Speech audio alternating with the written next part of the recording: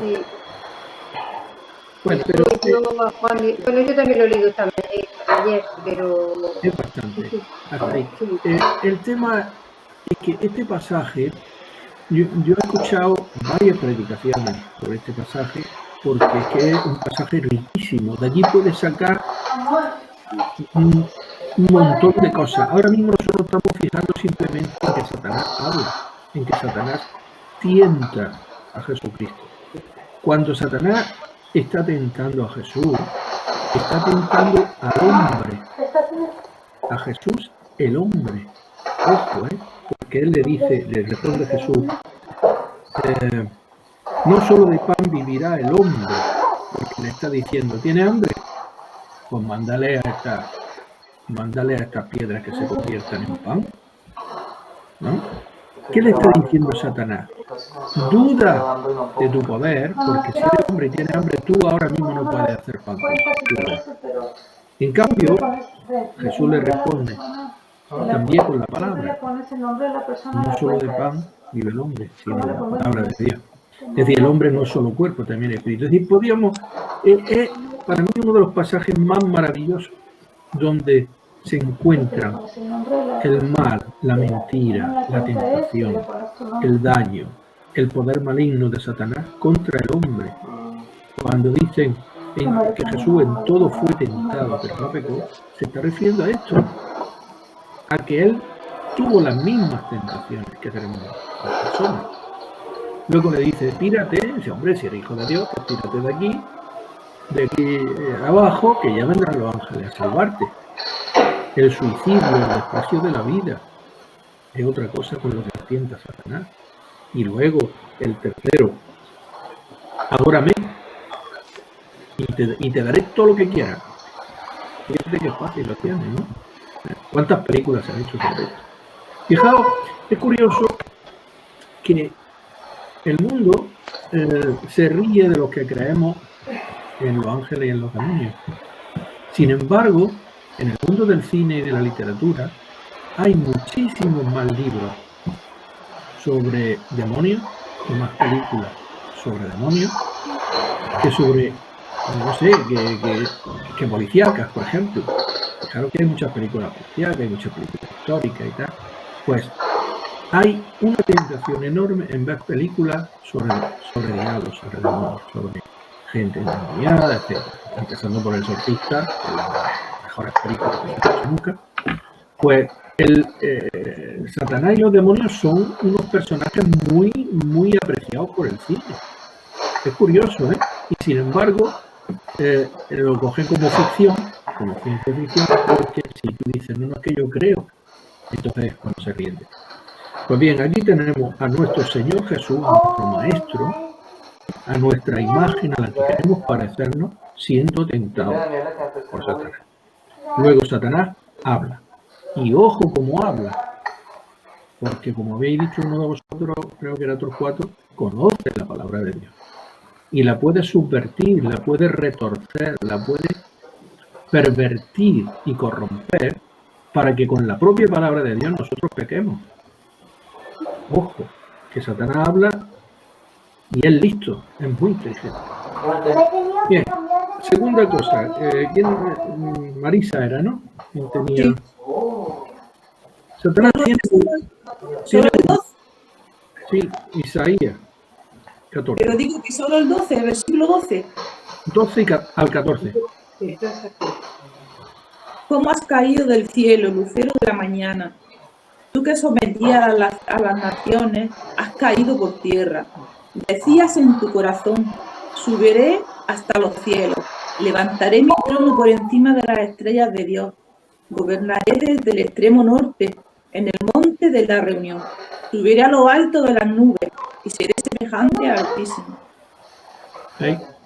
La tentación en la que cae el pecado, en el que cae Satanás, efectivamente debió tener mucho poder sobre las naciones, por eso era un querubín, era de los que servían a Dios dominando el universo, ¿no?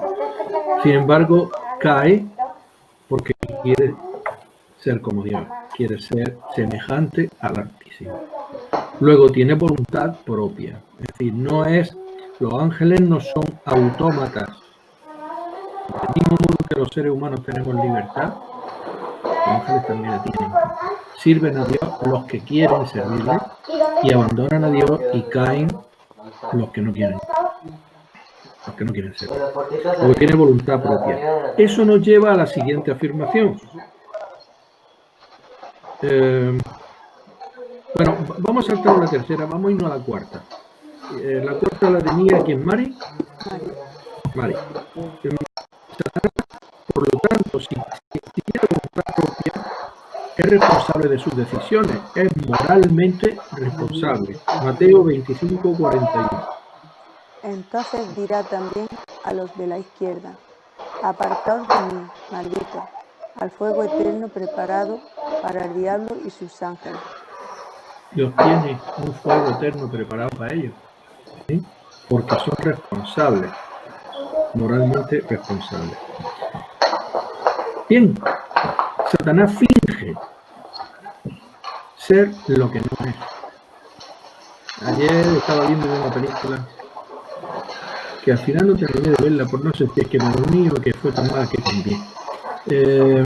Había una especie de comando militar tratando de rescatar a alguien que estaba en el desierto, no sé, unos militares americanos. Y uy, qué cosa fue, y resulta que cada uno de ellos tienen que entrar como una especie de laberinto a buscar a un doctor que se había perdido por allí y que era muy importante. En ese laberinto, cada uno empieza a ver sus propios fantasmas. Había una mujer soldado, una sargento, que tenía una niña como de 6 o 7 años, y entonces la niña se le aparece a la madre, como diciéndole, ven conmigo, y quería llevarla a la muerte, ¿no? Entonces, a cada uno se le aparece, a uno se le aparece a la esposa, a otro una hija, y en realidad eran demonios, en realidad eran seres terribles, que lo que estaban allí era para mentir y engañar. Entonces, ¿quién tenía en Mari Carmen? Finge ser lo que no es. Segunda de Corintios 11, 13 y 14.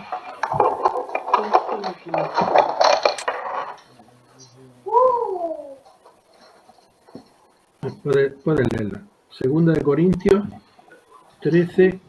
11 del 13 al 11, 13 y 14. Ese es el fallo que había. El fallo que había también. Sí. El 14. ¿Me escucháis? Sí. ¿Me escucháis bien o no? Sí. Porque estos son falsos apóstoles, obreros lentos, que se disfrazan como apóstoles de Cristo. Y no es el mismo Satanás que se disfraza como ángel de luz. Lee un poco más.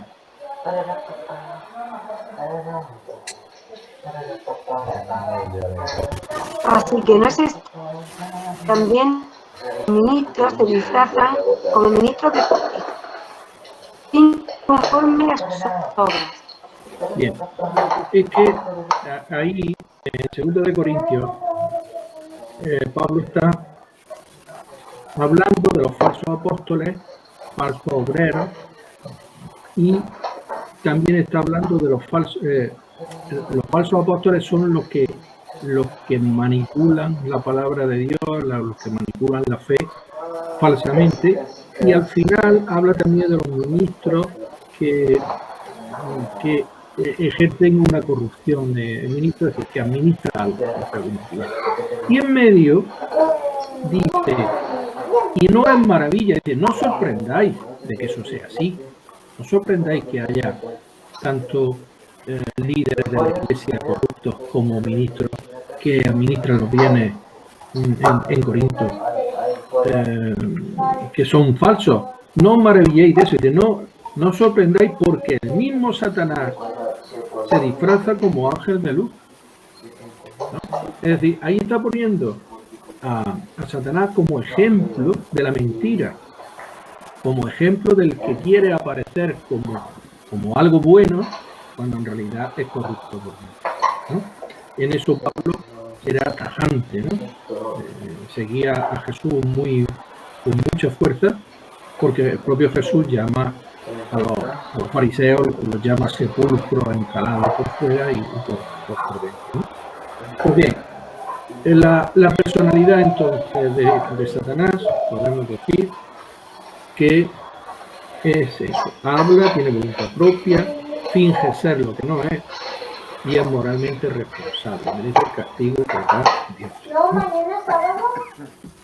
Bueno, naturaleza de Satanás. Ya hay algunas cosas que hemos dicho. Vamos a pasar. Bueno, sí, la naturaleza de Satanás, que es el tercer punto. La vamos a pasar muy ligero porque ya lo hemos dicho casi todo. Primero, es un ser creado. No es los ángeles y Satanás, y por tanto los ángeles no son seres que hayan existido siempre. Fueron creados por Dios. Eso lo podéis leer en Ezequiel 28:15, que dice: perfecto eres en todos los caminos desde el día en que fuiste creado hasta que se halló en ti maldad. Luego, un ser creado. Satanás es un ser espiritual.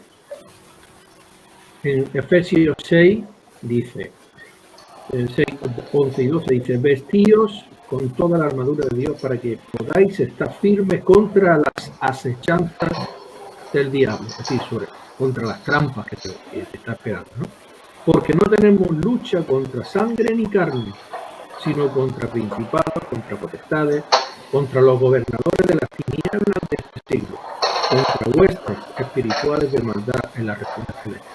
Es decir, la lucha espiritual es con los seres formados de la hueste espiritual a la que se refería, con los demonios, ¿no? No es una lucha. Por eso cuando hay una guerra, la Primera Guerra Mundial, hay un vídeo por ahí que seguramente había una trinchera que estaban los ingleses en un lado y los alemanes, bueno, no eran alemanes, eran prusianos, todavía no sabía que era Alemania, están en dos trincheras. Y de pronto, era Navidad, y de pronto empieza a sonar la canción de Noche de Paz, ¿no? Y ambas tropas se ponen a cantar esa canción, tiran la arma y durante un tiempo hay una tregua en la que todos se abrazan, porque todos eran cristianos, los de un bando y los del otro. Entonces nos preguntamos, ¿cómo es posible que Dios esté en los dos bandos? Porque las guerras de los hombres no son las guerras de Dios. Había cristianos en el bando inglés y había cristianos en el otro bando, en el bando de los protestantes. ¿Y cómo puede estar Dios en los dos bandos? Pues están los dos bandos porque Dios está en los hombres y esa guerra no la ha empezado. La guerra en la que sí está Dios con nosotros es la que tenemos contra la hueste celestial. La que dice Pablo: nuestra guerra no es contra sangre ni carne. Es decir, las guerras que nosotros podamos tener aquí de hombres con hombres, por muy malos que sean los de un bando, vamos a suponer, con los nazis en la Segunda Guerra Mundial, o Stalin en Rusia, que mató a más gente que apellido tenía, y aún así Dios puede estar en los dos bandos. Dios lo que está es sufriendo, porque Él no nos hizo por eso, es porque somos seres caídos. Entonces el tema está en que nuestra lucha es espiritual. Los demonios pueden hacernos daño en ese terreno. Hombre, si lo sigues, si tú te dejas engañar, porque ellos mienten, fingen, pues claro que puede influir en tu vida. Pero si tú estás encomendado al Rey de Reyes y Señor de Señores, que es Jesús, no puede ni tocarte un pelo de la ropa. No puede.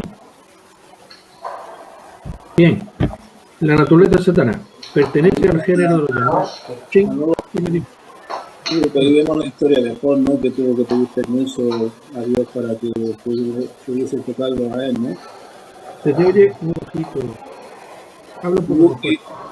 eso que has dicho, que lo podemos ver en la historia de Job, que Satanás tuvo que pedir permiso a Dios para poder tentarle. Claro, ¿no? exactamente. Para poder tocar la carne de Job, tuvo que pedirle permiso a Dios y Dios tuvo que autorizarlo. Eso no quiere decir que cuando estemos enfermos y estemos graves y estemos a punto de morirnos, es porque Dios está dejando a Satanás que nos haga daño. El caso de Job es un caso de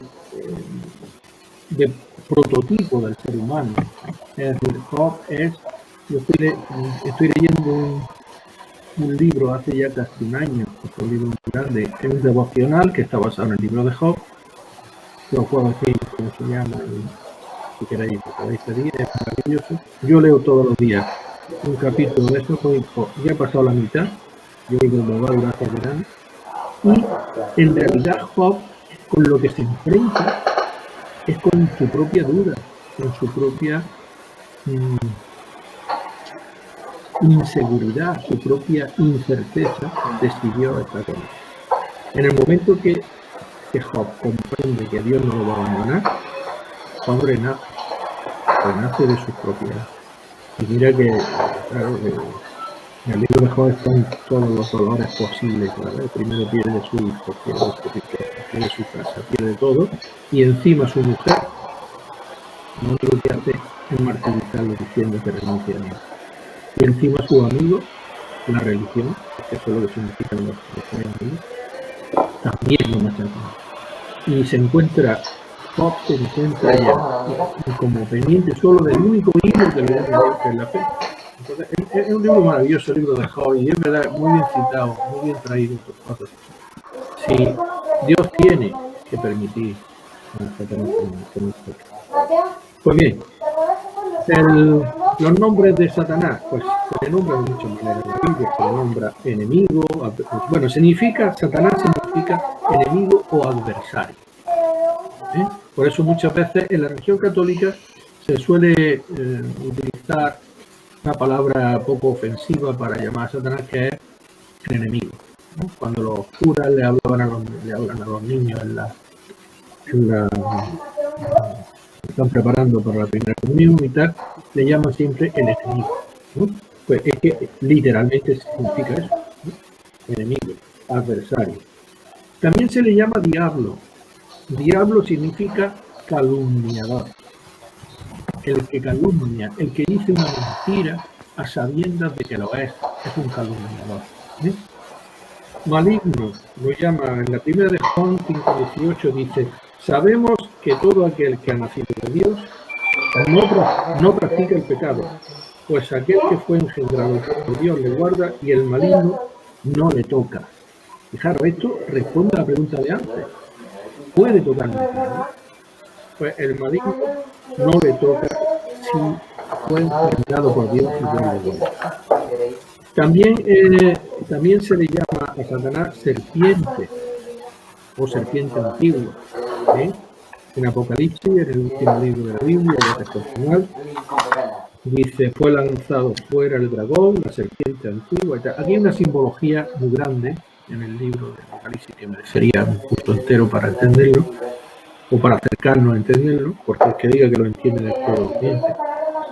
Pues lo que sí está claro es que cuando dice la serpiente antigua se está refiriendo a la serpiente que tienta a Eva, ¿no? Bueno,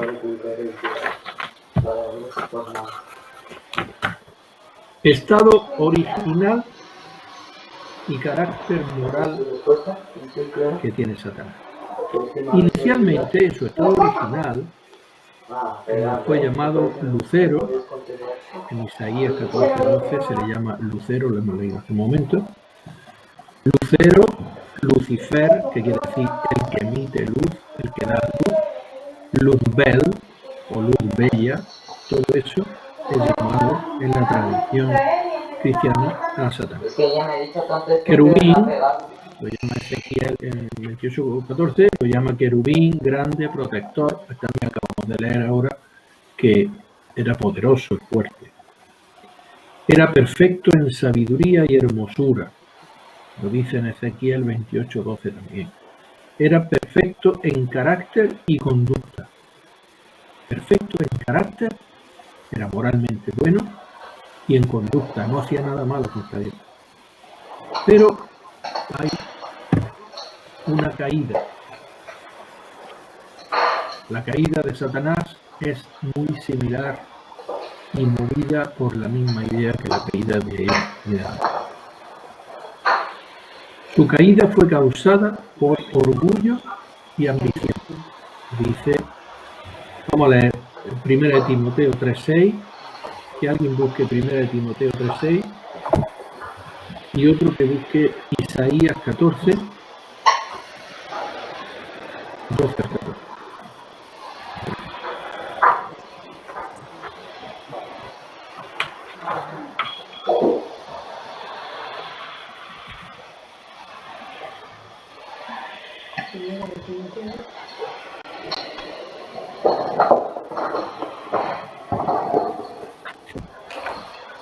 A ver, ¿alguien ha encontrado Timoteo 3:6?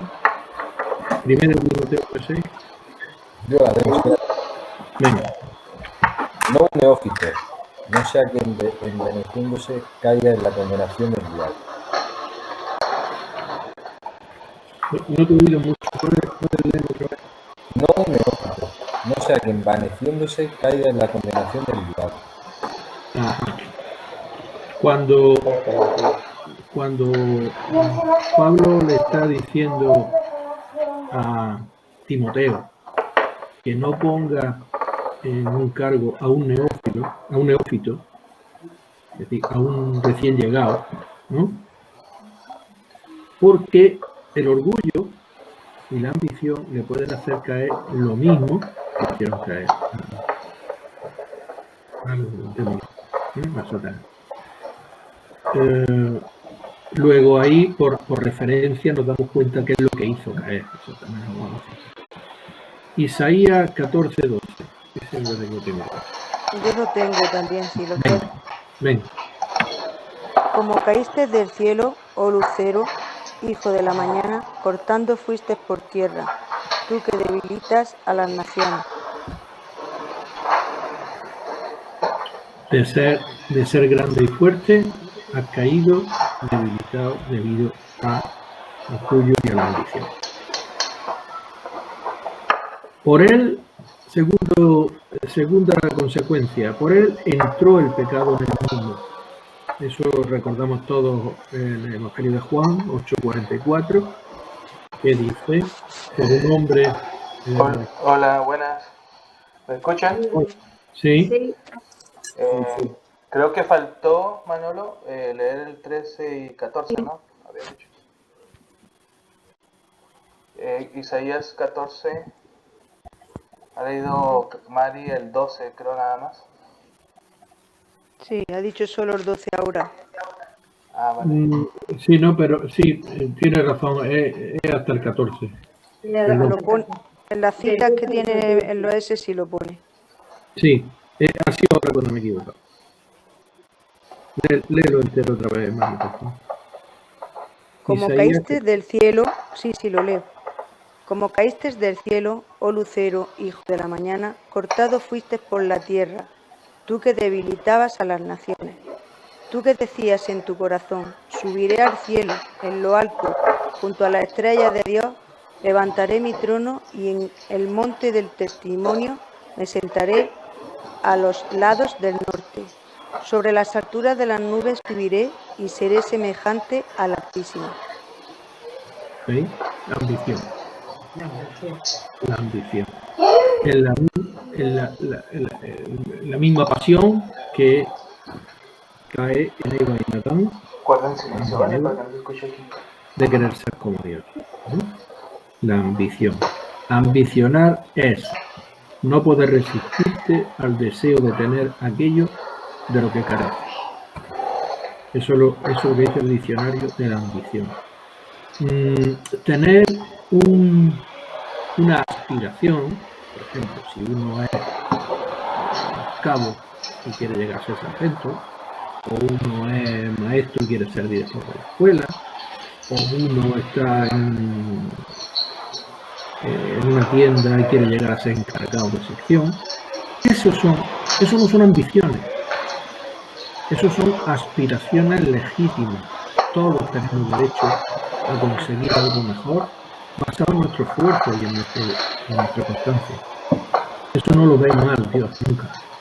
Ahora la ambición sí, porque la ambición te da amargura desde el primer momento que la tienes. Ambicionar aquello que no tienes y será muy difícil que puedas tener, ¿no? Si yo veo un coche deportivo de esos descapotables en la calle y tengo primero envidia, o sea, primero ambición de querer tener uno así, cuando yo no voy a poder tener nunca, seguramente, salvo que me toque la lotería, pero como no he hecho, pues no va a tocar. Y inmediatamente entra la envidia, que es el veneno más grande que puede haber para matar todas tus ambiciones, ¿no? Y hoy estamos en una... Decía, hay un libro precioso que se llama El español y los pecados capitales, de un catalán de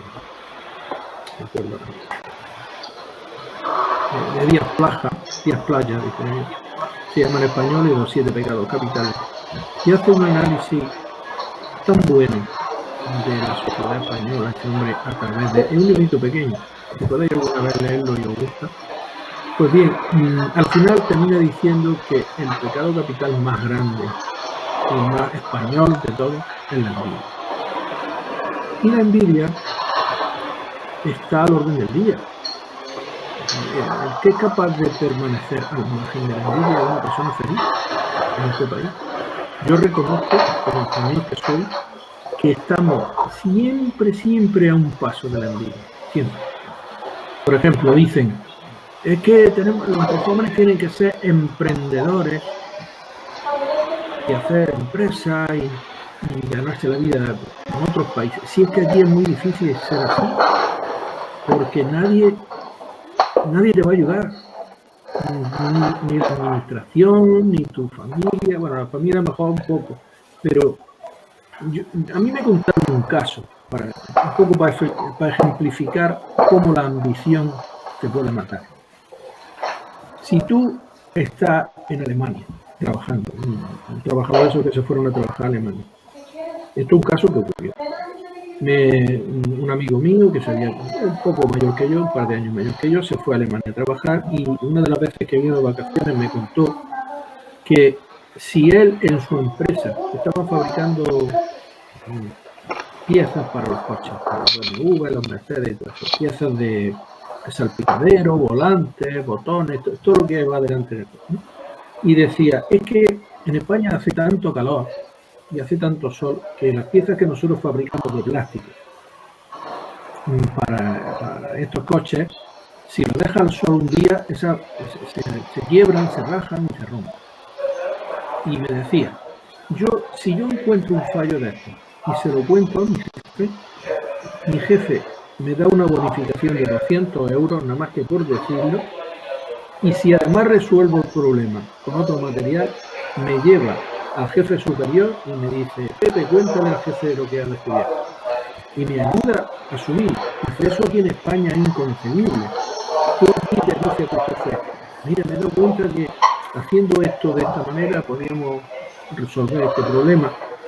Respuesta, en el 90% de los casos. Pero es que tú vas a saber más que yo, que lleva aquí menos años, anda, quítate. Entonces, coge y se va al jefe y le dice, mira lo que descubrí. Si somos así, ¿no? ¿Por qué? No sé. Ahí habría que entrar en mucha moralidad y en la historia, ver qué ha ocurrido en España en los siglos, las invasiones que hemos hecho de otros países para traernos todo el pueblo que tenían. Es decir, que eso todavía está en el sustrato de la española, y una de las cosas que más daño nos hace es la envidia. Ver que otro que vale menos que yo triunfa. Porque tú vales menos que yo, claro. pues es mejor. Entonces, eso es la ambición. La ambición es el germen de la envidia, y aunque no es tema de hoy, pero es un motivo por el que tanto Adán como Satanás cayeron. Bueno.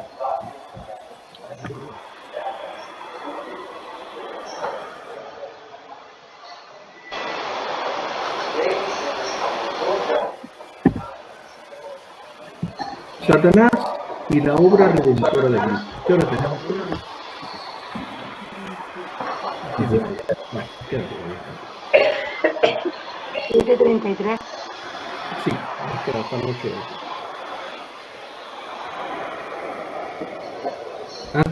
Antes de llegar a eso, vamos.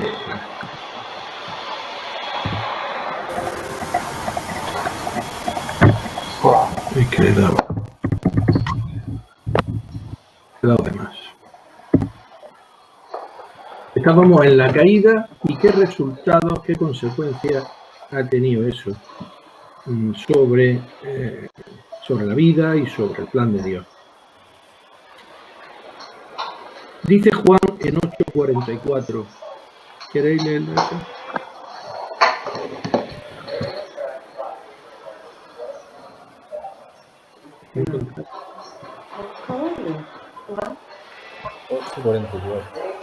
Juan, Evangelio de Juan 8:44. Lo tengo que verificar ahí. Vosotros sois de vuestro padre el diablo, y los deseos de vuestro padre queréis hacer. Él ha sido homicida desde el principio, y no ha permanecido en la verdad, porque no hay verdad en él. Cuando habla mentira, de suyo habla, porque es mentiroso y padre de mentira. Con la mentira, que es la llave, la herramienta más poderosa que tiene Satanás, entra el pecado en el mundo. Entra el mal en el mundo. Y Satanás, desde entonces, con su caída, se constituye en el gran enemigo de Dios, de su plan y de su pueblo. Vamos a leer Mateo 13, del 25 en adelante.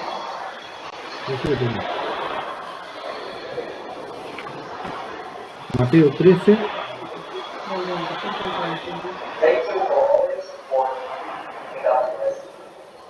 Es que he perdido una hoja. Yo tenía aquí todas las citas bíblicas impresas. Sí, si quieres leerlo por... No, es que no lo he buscado. Estoy rectificando. Yo lo tengo, si lo quieres. Venga, Yo Lo lo lea tengo. Mari Carmen. venga. Por ley a medias. Pero mientras dormían los hombres, vino su enemigo. Mamá es Muy celebrado. largo, sí. Y se metió cizaña entre el trigo y se fue. Y cuando salió la hierba y dio fruto, entonces apareció también la cizaña. Vinieron los siervos del padre de familia y le dijeron: Señor, no sembraste buena semilla en tu campo. ¿De dónde pues tiene cizaña? Él les dijo: mi enemigo ha hecho esto. Y los siervos le dijeron: ¿quieres pues que vayamos y la arranquemos? Él les dijo: no sea que al arrancar la cizaña, arranquéis también con ella el trigo. Creced conjuntamente lo uno y lo otro, hasta la siega. Y al tiempo de la siega yo diré a los segadores: recoged primero la cizaña y atadla en majos para quemarla, pero recoged el trigo en mi grano. ¿Sigues tú, Mari? ¿Hasta dónde hay que leer? 39. Otra parábola. 39. Sigo yo. Otra parábola le refirió, diciendo: el reino de los cielos es semejante al grano de mostaza, que un hombre tomó y sembró en su campo, el cual, a la verdad, es la más pequeña de todas las semillas, pero cuando ha crecido es la mayor de las hortalizas, y se hace un árbol de tal manera que vienen las aves del cielo y hacen nidos en sus ramas. Otra parábola les dijo: el reino de los cielos es semejante a la levadura que tomó una mujer y escondió entre medidas de harina hasta que todo fue leudado. Todo esto habló Jesús por parábolas a la gente, y sin parábola no les hablaba, para que se cumpliese lo dicho por el profeta cuando dijo: abriré en parábolas mi boca, declararé cosas escondidas desde la fundación del mundo. Entonces, despedida la gente, entró Jesús en la casa, y acercándose a él, sus discípulos le dijeron: explícanos la parábola de la cizaña del campo. Respondiendo a él les dijo: el que siembra la buena semilla es el Hijo del Hombre. El campo es el mundo, la buena semilla son los hijos del reino, y la cizaña son los hijos del mal. El enemigo que la sembró es el diablo. La siega es el fin del siglo, y los segadores son los ángeles. Bueno, está el mensaje sobre el que nosotros estábamos hablando, está bastante diluido en esa parábola, pero está claro que el campo es el mundo, es la creación de Dios, la buena semilla son los hijos del reino, es decir, son los hijos de Dios, y la cizaña son los hijos del malo. El enemigo que la sembró es el diablo. Es decir, desde el principio, Satanás tiene como misión ser enemigo de Dios, enemigo de su obra, enemigo de su pueblo.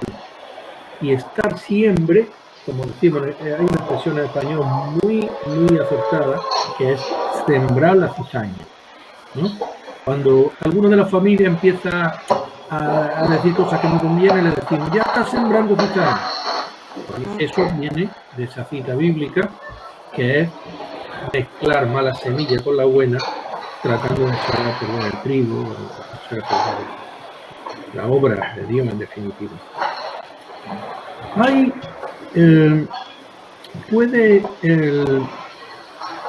En la actualidad, ¿qué puede hacer Satanás?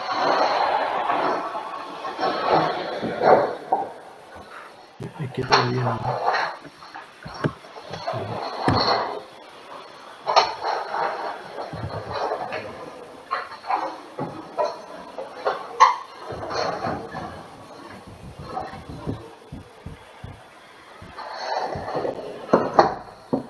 Como resultado de esa caída, en la actualidad, que es donde nosotros, el lugar y el tiempo donde nosotros vivimos, y es lo que nos interesa saber, ¿qué puede y qué no puede Satanás? ¿Cuáles son sus poderes actuales? Son los mismos que ha tenido siempre. Por ejemplo, puede realizar acciones destructivas contra las fuerzas a las fuerzas de la naturaleza. Vamos a ver Tesalonicenses, segunda de Tesalonicenses 2:9.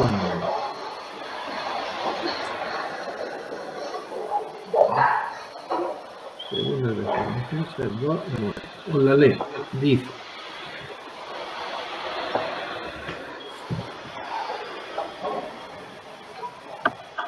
bueno, voy a leer desde la 8. Y entonces se manifestará aquel inicuo a quien el Señor matará. Inicuo es también otra de los nombres que empieza. A quien el Señor matará con el espíritu de su boca, destruirá con el resplandor de su venida. Inicuo, cuyo advenimiento es por obra de Satanás, con gran poder y señales y prodigios mentirosos. Es decir, que Satanás está actuando hasta que Jesús venga y lo destruya, ¿no? Puede también, como dice en Génesis 3:1, manipular a los animales. Génesis 3:1 parece como serpiente. Puede influir en los hombres. Hechos 5:3. Vamos a leer Hechos 5:3, a ver qué se refiere a eso.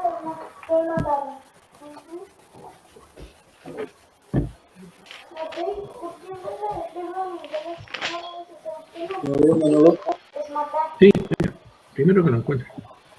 Y dijo Pedro: Ananías, ¿por qué llenó Satanás tu corazón para que mintieses al Espíritu Santo y al Espíritu Santo y sujetándose del precio, sujetándose del precio de la heredad.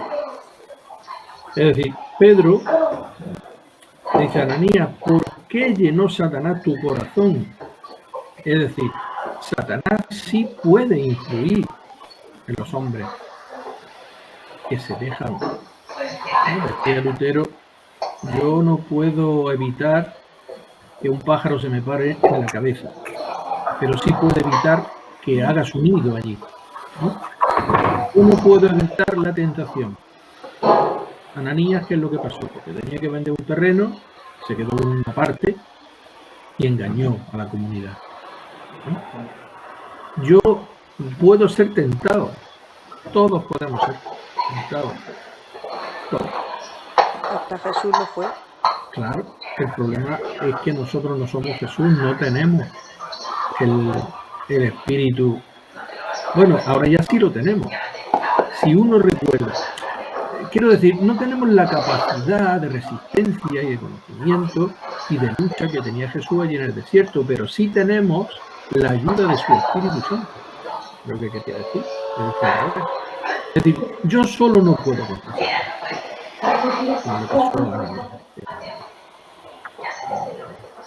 El que vendía el terreno y mío. Pero si él hubiera recurrido al Espíritu Santo en vez de mentirle, ¿no? Porque dice Pedro, ¿por qué llenó Satanás tu corazón? Para que mintiese al Espíritu Santo. Si él en lugar de mentir al Espíritu Santo lo hubiera pedido ayuda, hubiera salido de eso. Pero claro, es la ambición. El ambicionar las cosas. Que no tenía necesidad porque la heredad era suya, se podía haber quedado con todo el dinero. Pero mintió el Espíritu Santo diciendo que lo iba a vender y lo iba a dar todo lo normal. Entonces, cuando dijo eso estaba mintiendo porque en su corazón guardaba hacer otras cosas. ¿Sí? ¿Puede Satanás imponer enfermedades? Y no vamos a ir solo a Job. Vamos a ver Lucas 11, del 13 al 16. Lucas 11, del 13. Lo tengo aquí. Perdón, del 14 al 16. Venga. Dice, estaba Jesús echando fuera un demonio, y era mudo, y aconteció que salido el demonio, el mudo habló y la gente se maravilló. Pero algunos de ellos decían, por Belcebú, príncipe de los demonios, echa fuera a los demonios. Otros para tentarle le pedían señal del cielo. Bueno, en realidad podríamos haber leído solo el 14, porque en el 15 y 16 lo que hay es el problema del pueblo contra Jesús, ¿no? Al atacarlo, por decir. Pero en lo que estamos hablando de que puede imponer enfermedades, a ese mudo lo tenía enmudecido, ¿no? Ese demonio. Cuando salió de él, la gente se maravilló. Claro, allí es donde, en este tipo de cosas, es donde nosotros tenemos que escudriñar mucho la Biblia y orar mucho. Porque, claro, este pasaje de Lucas 11:14, en el que es expulsado un demonio de un mudo y empieza a hablar, pues si te encuentras a una persona no creyente, de esas que no saben ni de la Biblia ni de la ciencia, no saben de ninguna de las dos cosas, pero han optado por decir que saben de la ciencia, pues te puede decir que hoy día ya se hubiera sabido que es que no sé qué centro nervioso del cerebro fue liberado en ese momento y entonces empezó a hablar, ¿no? No tenía trastorno psicofísico que le impedía hablar. Nosotros, como creyentes, tenemos que orar mucho, pedirle al Señor que nos dé sabiduría de lo alto para discernir, porque hay muchos ejemplos de la Biblia que hoy son explicables por la ciencia. Pero eso no quiere decir que no sean verdad en su momento. El Señor dice que escupió, hizo barro con su saliva, se lo puso en los ojos a un ciego, ¿no? idiota. ¿Qué pasa? Que ese ciego no vio porque ahora sepamos que el desprendimiento de retina se cura con no sé qué sustancia, con el otro. La Biblia es verdad. Lo que podemos discutir o interpretar es en cada momento cómo la cultura que el ser humano ha ido adquiriendo, que también es de Dios. El otro día leía un libro que decía, si Dios lo ha creado todo, también ha creado la tabla periódica, también ha creado la química, ¿no? Es decir, porque tú ahora descubras todo el ADN y cómo está hecho todo el ser humano, eso no quiere decir que no esté hecho por Dios, porque eso lleva funcionando miles y miles de años, y el que ahora te hayas dado cuenta y lo hayamos descubierto nosotros, porque América existía antes de que llegara Colón, ¿o no? También fue creado. Es decir, lo que nosotros tenemos que hacer es acercarnos a la Biblia con tal humildad que el Señor nos ilumine, porque el Señor, cuando tú te acercas con humildad y le pides al Espíritu Santo que vea dónde tú empiezas a entender cosas que otros no pueden, porque tú eres del Espíritu. Y el hombre carnal, para él las cosas del Espíritu son locura. Y nosotros lo que estamos haciendo aquí esta tarde no es perder el tiempo. No es tratar de justificar cosas que creemos que son, no sé, como chaladuras. No, nosotros estamos buscando sincera y humildemente la verdad. Así que cada vez que nos acerquemos a uno de estos pasajes, pidámosle al Señor que nos ayude. Porque claro que el sentido común muchas veces nos hace dudar, y la duda no es mala. La duda te hace ahondar más y buscar más. La duda mala es aquella de la que no quieres salir, esa que tiene la gente del mundo y que la utiliza para destruirte a ti. Puede causar muerte. Hechos 2:14. Hebreos. Perdón, Hebreo. Ese era el otro fallo que había puesto hecho, y es Hebreos 2:14.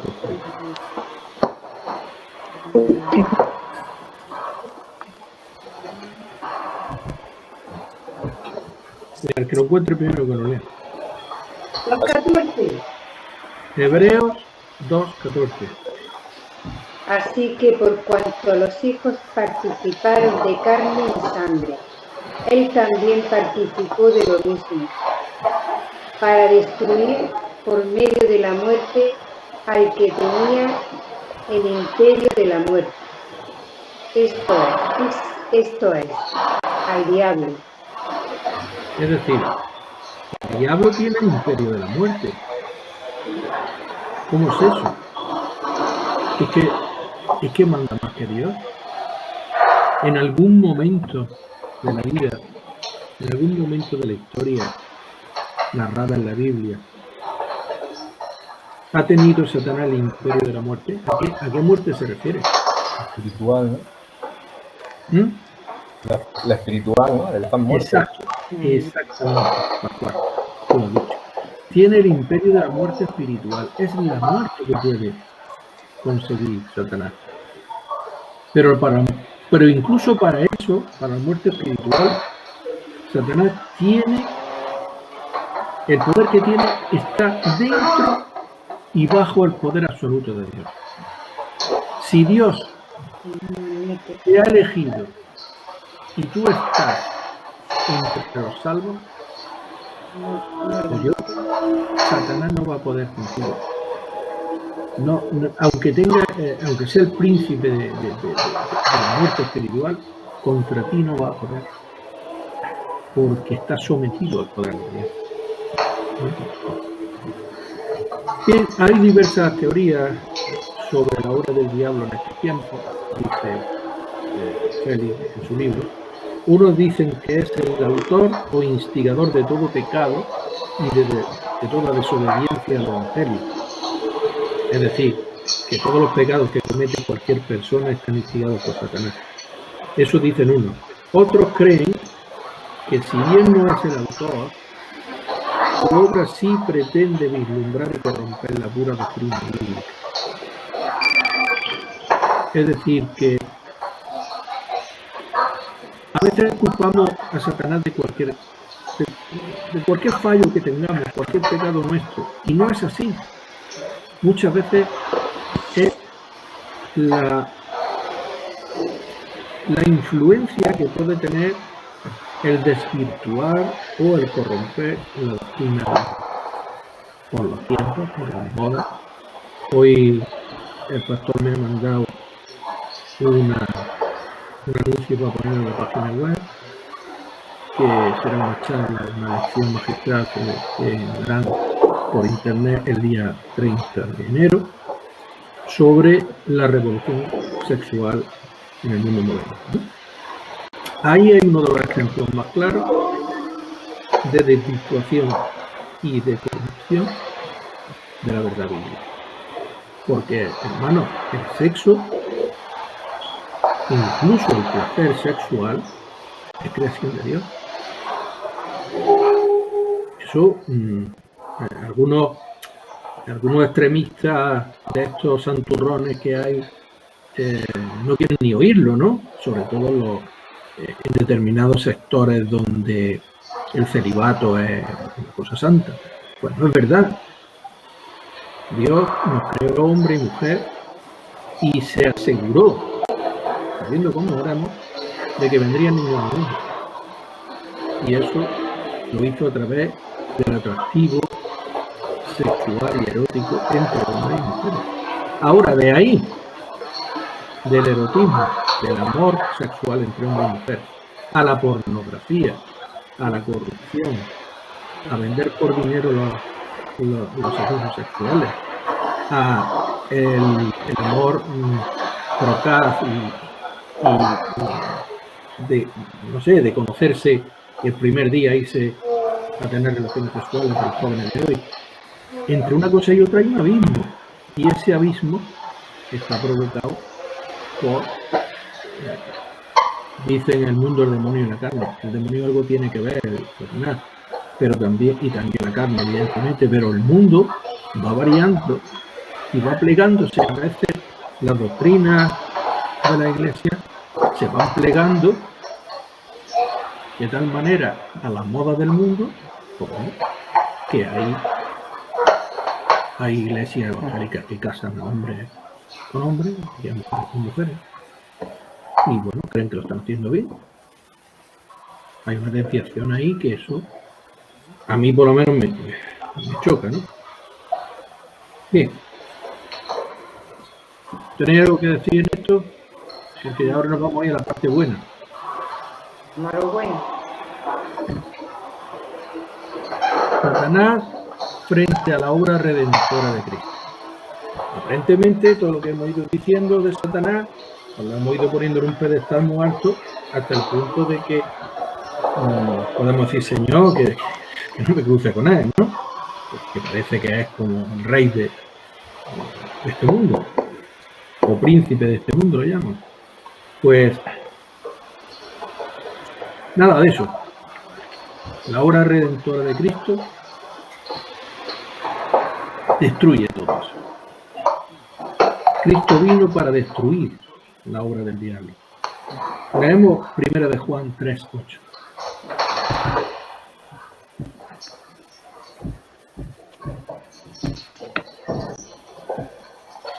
Primero que lo tenga que empiece.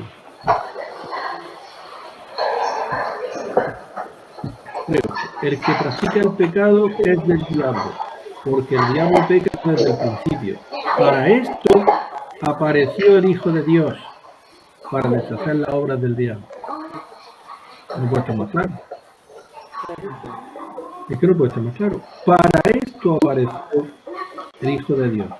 Y en Reina Valera pone, para esto apareció el Hijo de Dios, coma, para deshacer las obras del diablo. Hoy pondríamos, para esto apareció el Hijo de Dios, 2 puntos, para deshacer las obras del diablo. Es decir, que Dios, Jesús no ha venido a turismo, ha venido con un cometido, que es deshacer las obras del diablo que estaba en plena... Media hora. Que tengo que hacer ahora nomás. Tengo que hacerlo proyecto. Se os ha ido, ¿verdad? No, se escucha. Es cortar. Bueno, ya ese era el último que le tocaba. Exportarlo a un archivo. Eso, es que el punto 5 era el último que yo tenía aquí. Si le toco Ponle sacarlo. compartir. Bueno, pues lo vamos a dejar de compartir. ¿Te puede ayudar a poner eso? Vale. Todavía no Ya nos vemos todos, ¿no? Nos vemos todos. Sí. Menos mal. Bueno. Cristo vino a destruir la obra del diablo. ¿Se quedó Satanás acobardado por ello? No, porque intentó incapacitar a Cristo. Hemos leído antes, ¿no? En Mateo 4. Las tentaciones. Satanás hizo con Cristo lo único que sabe hacer. Confundirlo, tentarlo, decirle, pues mira, si tienes hambre, pues, convierte esta piedra en pan. Y Jesús se sale por la tangente con una verdad mucho más grande. Porque tú estás tentando al hombre, pero es que el hombre no solo se alimenta de eso, es de pan. Yo tengo la palabra de Dios, que es la que me está guiando a vivir, ¿no? Bueno, pues entonces tírate de aquí, porque como tú eres tan poderoso, vendrán los ángeles y te salvarán en la caída, ¿no? Sigue Jesús, sigue el estudio. Y por último le dice, bueno, vale, pues te adórame y que te voy a dar todo lo que quieras. Esas son las tres tentaciones por lo que pasamos por los seres, ¿no? De una forma o de otra. Mira, véndete a la mafia que no te va a faltar. Corrómpete económicamente o políticamente que no te va a faltar. Nunca de nada tiene a tu hijo. Eso es lo que cuando reclutan a un joven musulmán para que se convierta en uno de Al-Qaeda, de eso, un violento, ¿qué les dicen? Claro, tú vas a morir, pero a tu familia no le va a faltar nada. Y tú, aunque mueras, vas a ir a un sitio maravilloso, ahí con la auguría, y vas a tener todo lo que quieras. La segunda tentación, los ángeles van a venir, te van a salvar. Hay que hacer lo que yo te diga. Tú haz lo que yo te diga y lo tienes.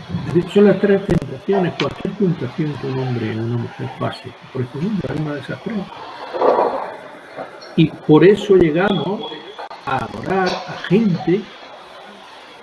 Mira, yo estaba una vez, me acuerdo ahora, estaba yo tomando una cerveza con Nancy hace 8 o 9 años en uno de esos bares que hay en la fase de Agua Dulce. Y al lado nuestro había no recuerdo si 2 o 3 personas hablando de satanismo, pero personas muy cultas, muy bien vestidas. No era verano, era otoño con corbata y tal. Y es que tenían un congreso de satanismo en no sé qué hotel de Agua Dulce.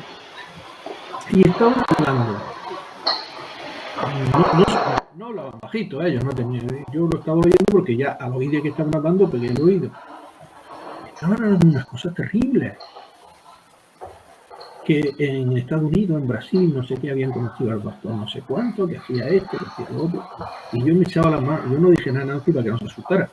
Pero se me estaba poniendo la carne de gallina, no de miedo, pues yo le temo más a un autobús sin frenos que a esa gente.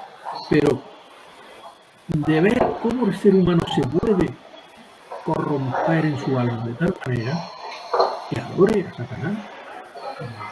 ¿Para qué? Pues para que le falte el cuerpo, para creerse a salvo de los peligros y para adorar para tener el poder. Todo esto te lo daré si me adoras. Entonces, eso sigue siendo así. Cristo con su poder produjo la derrota de Satanás. Lucas 10, 17 y 18.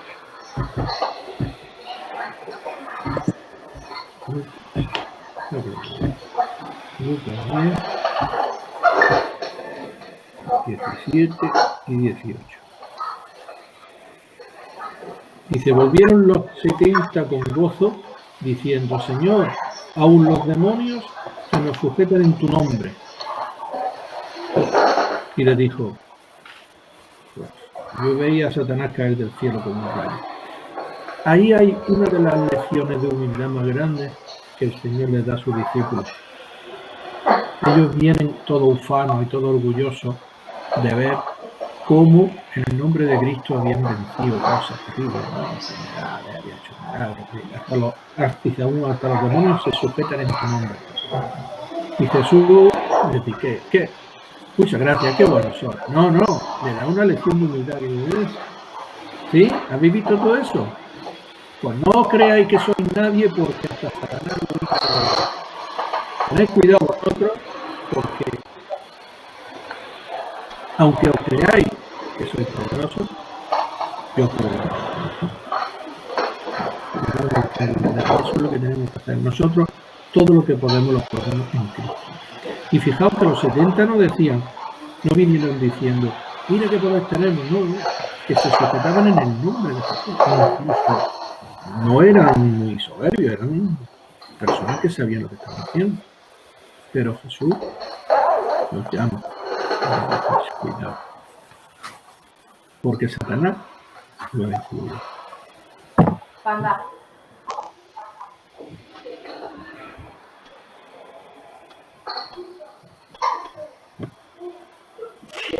Satanás incitó a los príncipes judíos para que destruyeran. Bueno, Satanás utilizó a un discípulo primero para desviar a Cristo de la cruz. Todo su trabajo, toda su pelea, mientras Cristo vivió en esos años, fue impedir que Jesús fuera a la cruz.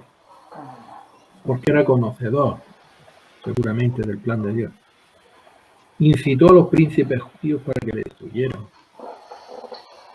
Entró en Judas para que lo entregase en manos de los enemigos. Antes de la crucifixión, intentó una vez más ejercer su poder sobre él. Esto es muy interesante leerlo. Juan 14, 30 y 31. El último cartucho, digamos, que emplea Juan 14, 30 y 30.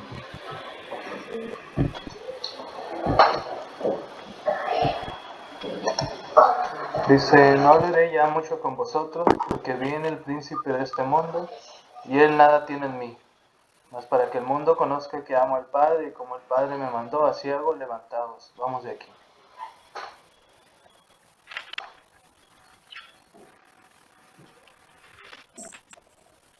Quizás te referías a Lucas, ¿no?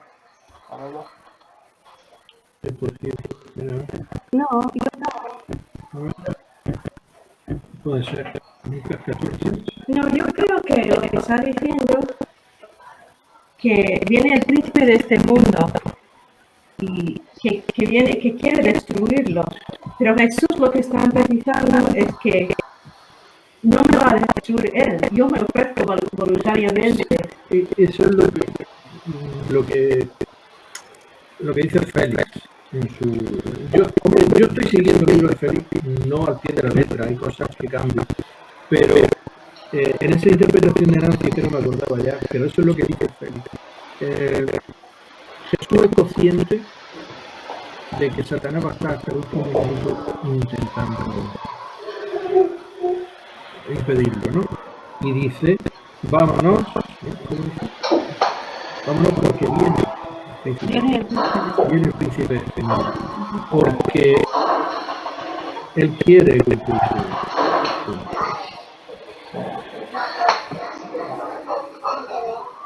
Quizás te refieres Sí. a leer el pasaje de cuando Pedro le dice que evita la cruz, ¿no? Quizás. ¿Estaba buscando ese pasaje?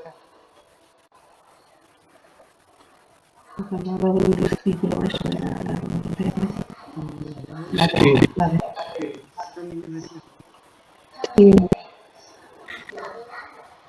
Satanás utilizó a un discípulo para desviar a Cristo de la cruz. Mateo 16. A ver si es. Mateo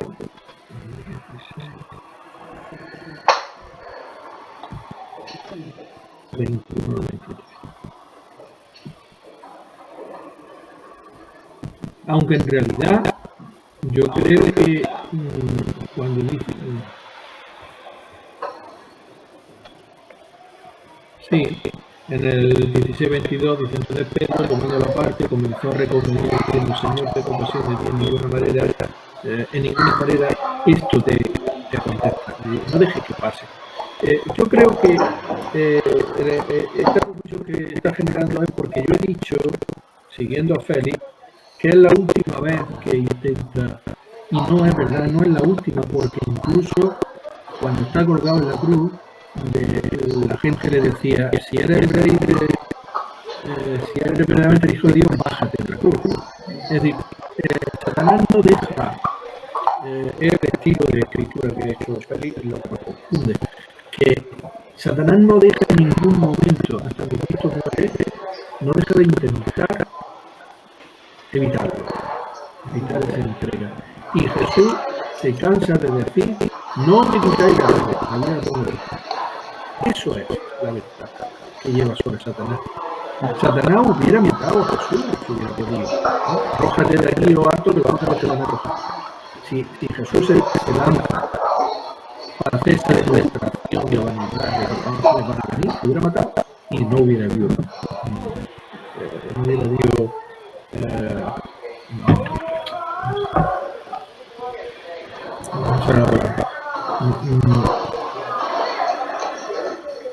redención. No hubiera habido redención si Jesús hubiera pecado en eso. Por rendición, por orgullo de decir: yo voy a demostrar que soy hijo de Dios. En cambio, Satanás está hasta el último momento. En la película de Jesús, en la pasión de Cristo, se ve cómo está Satanás personificado en un ser andrógino que anda por ahí por medio de los que están mirando, como cuando Jesús muere, se ve que es vencido ese ser, ¿no? Por la cruz de Cristo, Satanás fue colgado y echado fuera. El imperio de la muerte de Satanás ha sido destruido por la cruz. Hebreos 2:14, creo que lo he leído. Es decir, ¿qué es lo que Satanás no puede soportar? Pues la otra cara de su propia mente. Él quiere ser igual que Dios. ¿Para qué? Para reinar por un trono. Quisiste estar en un trono similar al de Dios. Jesús hace lo contrario. Estando ya en el trono, renuncia a todo su poder de estar al lado de Dios para venir y rebajarse. Eso tiene un nombre en teología, y a lo mejor el pastor se acuerda.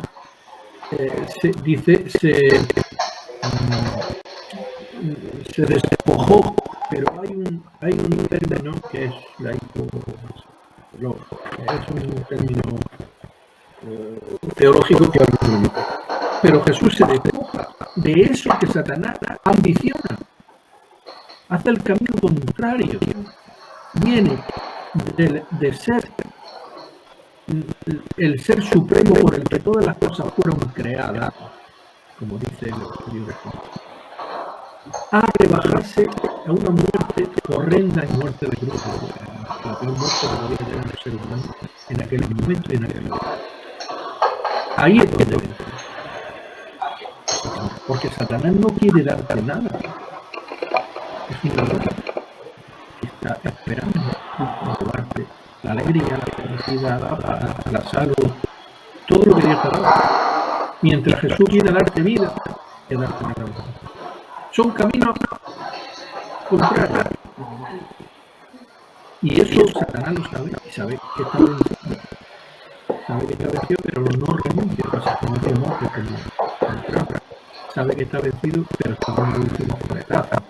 Y en esos coletazos siempre muere gente. En una guerra, las balas perdidas del final, después de que ya se ha hecho el armisticio, el soldado que inocentemente se levanta y dice: ¡ya acabó la guerra! ¡Bum! Le muere en la cabeza. Ese es un artículo que digo. Y aplicándolo a la vacuna. No vayamos a creernos ahora que porque hay vacuna ya no se... No, anda que no estamos en ese todavía. O no,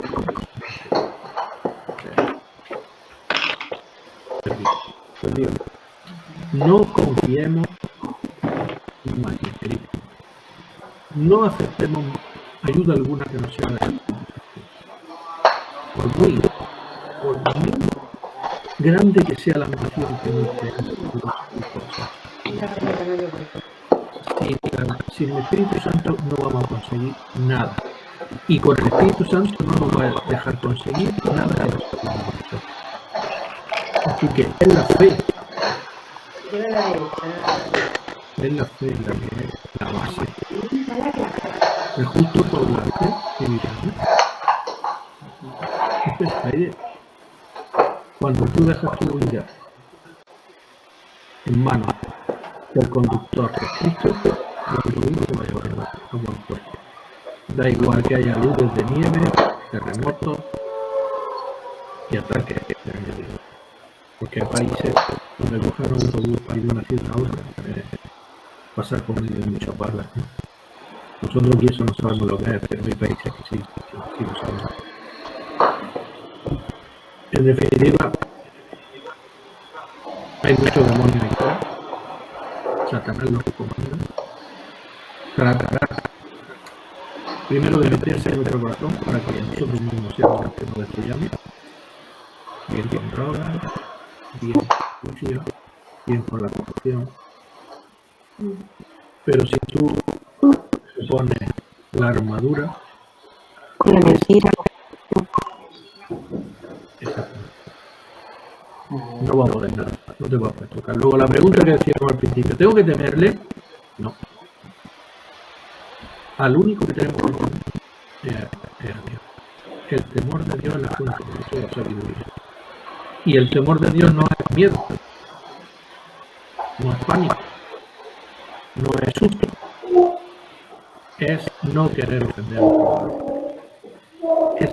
Para mí, el sentimiento más parecido al temor de Dios es el que un buen hijo tiene de no querer ofender a su buen padre.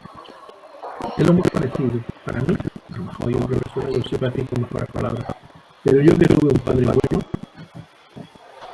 bueno, no es que un 90% era bueno, se dejó la vida trabajando con nosotros, la vida literalmente, que se murió trabajando.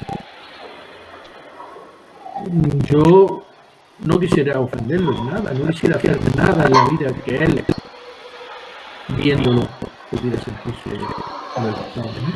Ese es el tema. Entonces, eso es lo que siento con los padres. El que haya tenido un padre malo y duro, que le haya hecho mucho daño, que no lo haya tenido, ¿verdad? Pues a lo mejor no entiende esta palabra, pero para mí, el temor de Dios es no querer ofender a Dios. Todos los que intenten que eso no sea así,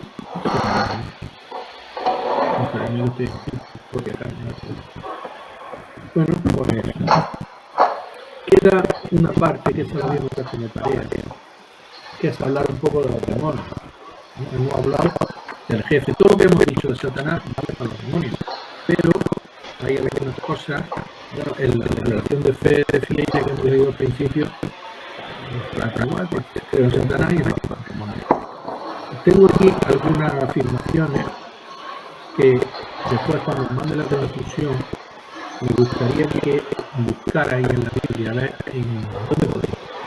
Por ejemplo, en cuanto a la existencia de los demonios, dice que la Biblia habla de ciertos seres con atributos de personalidad llamados demonios, espíritus malos e inmundos.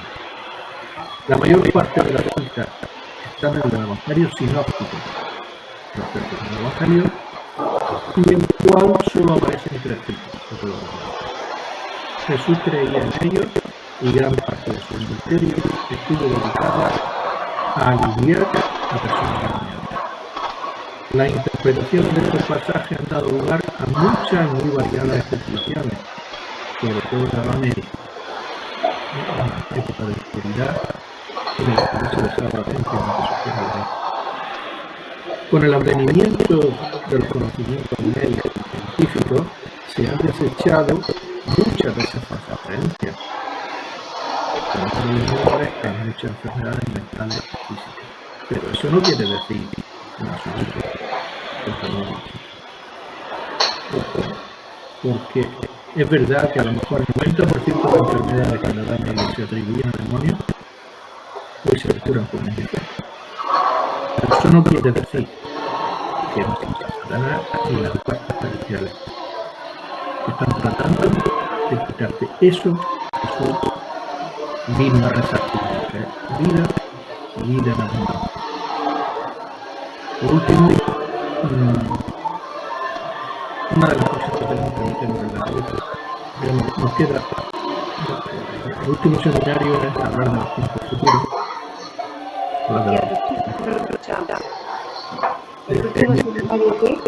El tema que nos queda, lo que no se nos olvide, no lo he dicho todavía, nos queda un tema, que es...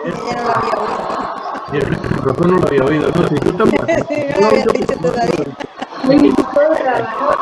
Quiero decir que aunque esto lo debería decir al final de la unidad que viene, la unidad que viene es de todos los temas la más, en la que hay más variedad de interpretaciones teológicas, ¿no? Eso es lo que decía.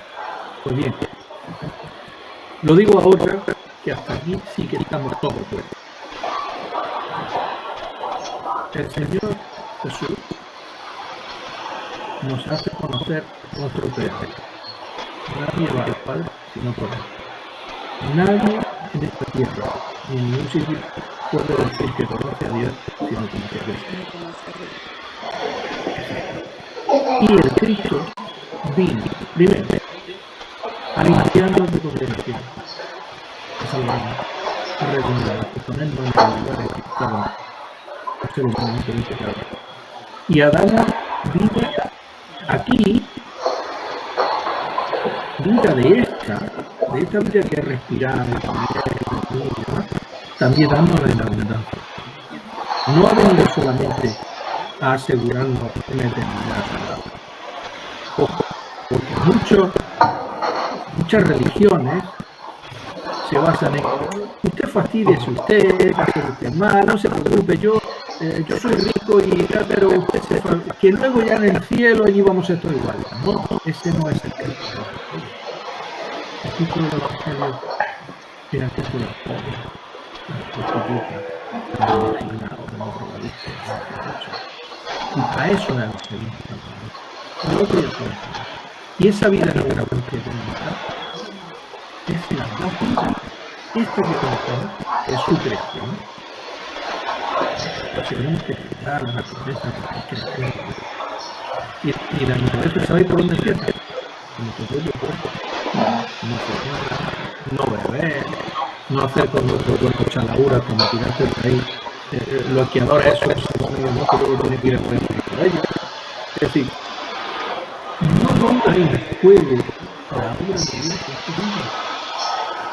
Si te tienes que caer partir con brazos, que sepas que no queda más remedio que no lo digas. A mí me parece una obscenidad ver a esa gente, y mire que bonito, eso que van sobre la ola por todos lados, eso es precioso, pero una obscenidad porque estás poniendo en juego la vida que te Dios, no tuya, la tienes prestada. Entonces, resumiendo, para que tú sepas lo que es. Dios es Dios de vivo y de muerto. De nosotros también. Y también nos cuida. Y que a la mañana cuando te despiertas y ves el sol, hoy no, porque está nublado, dale gracias por ello. Porque esa es la abundancia de pecado. Y olvídate de los malos, porque cuanto más lejos esté de tu mente, más cerca estás. Bueno, si queréis hacer una oración, o decir algo. Bueno, yo sí que tú haces una oración muy chula. Si me permite decir un comentario final, Manolo, que Claro. una disculpa que no entré desde un principio, pero yo quería, para que nos quedáramos con una perspectiva de tranquilidad, de paz, además de todos los últimos versículos que hemos leído sobre la obra de Cristo, que deshizo la obra de Satanás. Yo recuerdo que cuando estudié por primera vez este tema de los demonios, de Satanás, el maestro, el misionero que nos compartió este tema, vivía en una etnia en México donde había mucho espiritismo en esa cultura, más que en nuestras culturas, que está un poco más oculto, aunque también está muy presente, pero quizá nosotros lo ignoramos más, ¿no? Pero recuerdo que al iniciar el curso él nos puso a memorizar Efesios 1:17 al capítulo 2, versículo 6. Yo les recomiendo que lo lean también junto con la tarea que nos ha encargado Manolo. Efesios 1:17, versículo 2 al 6, porque eso nos da la perspectiva de dónde estamos nosotros, cuál es nuestra posición. Porque el Salmo 8 dice que ¿quién es el hombre?, dice el salmista, para que tú te acuerdes de él, para que pongas en él sus ojos. Y dice el Salmo 8, lo has hecho poco menor que los ángeles. Y esa es nuestra realidad, somos poco menores que los ángeles en poder, aunque Dios nos dio la autoridad sobre toda la creación, dice, sometió todo bajo nuestros pies, dice el Salmo 8. Pero es verdad que los ángeles tienen más poder y Satanás y los demonios pues son ángeles, aunque caídos son ángeles. Entonces eso nos puede causar ansiedad, miedo. Pero cuando leemos Efesios 1:17 al capítulo 2, versículo 6, nos damos cuenta la oración de Pablo que está haciendo tan profunda, diciendo que él ora para que Dios nos revele y nos dé espíritu de sabiduría y que nos ayude a entender cuáles son las riquezas que nos ha dado. Y dice que nuestra posición ahora es que estamos sentados a la diestra de Dios. Dice que estamos sentados en los lugares celestiales, no a la diestra de Dios, sino en los lugares celestiales. Quiere decir que como cristianos, como hijos de Dios, nuestra posición ha ascendido a ese punto total de que tenemos incluso autoridad que viene de parte de Dios sobre los espíritus adversos.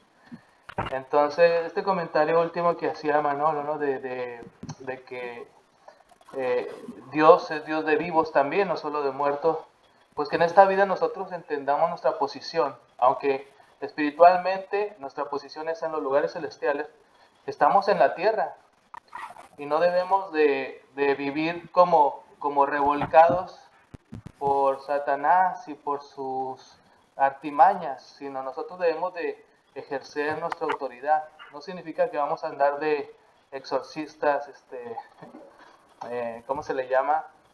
De que van de aquí por allá, ¿no?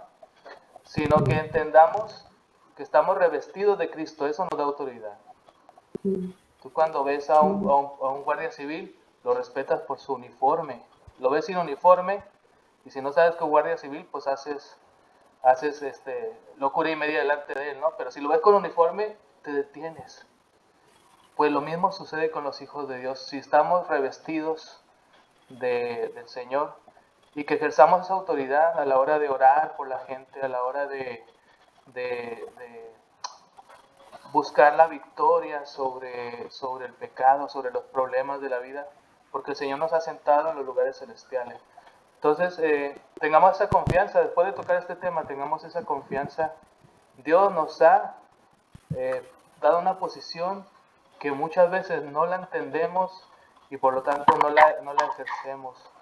Y este es un tema que debemos de conocer, qué bueno que lo conozcamos. Y no debemos ignorarlo, la Biblia dice, no ignoremos. Pero también recordemos cuál es nuestra posición, nuestra autoridad. Y bueno, quería añadir este comentario final. Sí, está muy bien traído porque este tema precisamente lo vimos el viernes pasado. En la primera de Pedro, 3:22, dice que Jesús está sentado y tiene por debajo todas las demás criaturas. Y efectivamente somos creados menores que los ángeles, pero cuando somos redimidos y estamos en Cristo, vamos a juzgar a los ángeles. Eso, no recuerdo la cita, parece que es Colosenses. Pero el ser humano carnal, el ser humano natural, es menor que los ángeles. Está a expensa de lo que quieren los ángeles y los demonios. Pero los redimidos no. Los redimidos que estamos muertos y resucitados en Cristo. Estamos en Cristo, estamos sentados a la diestra de Dios, tenemos bajo nuestro grado a todos los demás seres espirituales. Y dice, es que creo que era Colosenses 1, es que no sabéis que tenéis que vosotros juzgaréis. Entonces, es verdad que es muy buena idea eso de tener recordando lo que vimos el viernes pasado con respecto a la relación de los ángeles con respecto a Cristo y con respecto a los hombres. No olvidéis que nosotros no somos personas normales. Nosotros somos extranjeros. Nosotros somos del reino de Dios. Estamos aquí durante un tiempo, pero ya somos de otro sitio. Y en ese otro sitio buscaremos. Sí, ya decía yo que no éramos normales, ¿verdad? No, normales no somos. La normalidad se marca con arreglo al resto de las condiciones. Nosotros mismos no nos consideramos normales. Nos consideramos nada menos que herederos e hijos de Dios. Amén. De menuda normalidad. Amén. Y para los que no son creyentes, somos unos chalados. Entonces, normales tampoco somos. Somos diferentes, dicen algunos. El que tiene un poco de luz todavía dice, oye, algo tenéis vosotros. El alcalde de Vicar, que es un hombre que salió ya poco antes de ordenarse y se casó, es un hombre que es muy culto, ha viajado mucho y ha visto quién son los evangélicos en Sudamérica y sabe mucho. Y un día hablando con él, cuando nuestra iglesia la abrimos, lo invitamos y vino. La iglesia de Vicar, cuando salió, Antonio González lo invitó a la tarde y el alcalde estuvo allí y se puso en el púlpito y nos dijo, es que vosotros tenéis algo diferente. Y yo me tengo que llevar bien con todo el mundo porque yo soy el alcalde. Quería decir que... Y unos días después estaba reuniendo en el Parador, por detrás de donde vive Jesús, que ya pertenece a Vicar, allá a esa calle. Estaban abriendo, hay un centro cultural donde dan cursillos de costura y cosas así de tamaño. Y entonces yo le dije, alcalde, si nos da una habitación, que nos deja una habitación evangélica ahí, donde podamos tener reuniones y eso, nosotros te ponemos aire acondicionado gratis a ese local, porque el cuñado de Antonio González se dedicaba a poner aire acondicionado, tenía un aire acondicionado de una fábrica recién quitado que funcionaba perfectamente y así se hubiera podido poner un aire acondicionado muy bueno y muy cerca. Hombre, con respecto a eso de dejar los cuartos y eso, quisiera que este espacio, que este centro, no tuviera el que fuera cultura, el deporte y cosas así, que tuviera mucho. Pero tampoco me quisiera, yo tengo mucha confianza. Y dice, bueno, total, que el día de la inauguración nos invitó Antonio y a mí, el pastor y su colegio. Y lo primero que había allí, ¿sabes qué era? El cura párroco bendiciendo, echando agua bendita por favor. Y le dije, hombre, esto no es religión, Tú no decías que no querías. Y entonces miró para abajo y le dijo, como diciendo, me has pillado. Es decir, que pero hay gente que tiene un poco de luz como este hombre y ve en nosotros algo distinto. Porque él lo decía, lo he dicho en mi otra ocasión. No, es que nosotros, yo sé que vosotros no le salen las palabras, pero eso, vosotros tenéis la verdad. Pero ¿qué voy a hacer si yo soy alcalde de Cádiz? Y yo le dije, mira, Antonio, tú ocúpate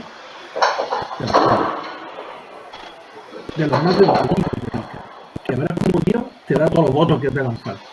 Eso fue 3 días antes de la elección, que ganaron por mayoría absolutísima, de 17 concejales que fueron 14. Y entonces cuando me lo recuerdo, ahora tienen compromiso con el pueblo que no necesita, porque esos votos para que los use.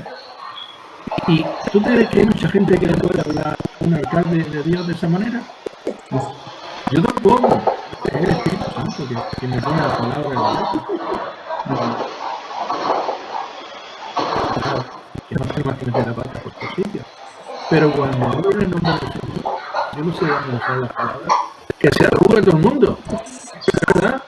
Por lo mismo podéis hacer vosotros, porque yo no soy más listo ni más culto ni nada. Así que dejaros guiar por el Espíritu Santo y veréis a qué sitio os lleva. Bauticémonos, que nuestro nombre está escrito en el libro de los cielos. Amén. Amén. Bueno, Hasta el próximo día que nos veamos. venga. Si Dios quiere. Hasta el jueves.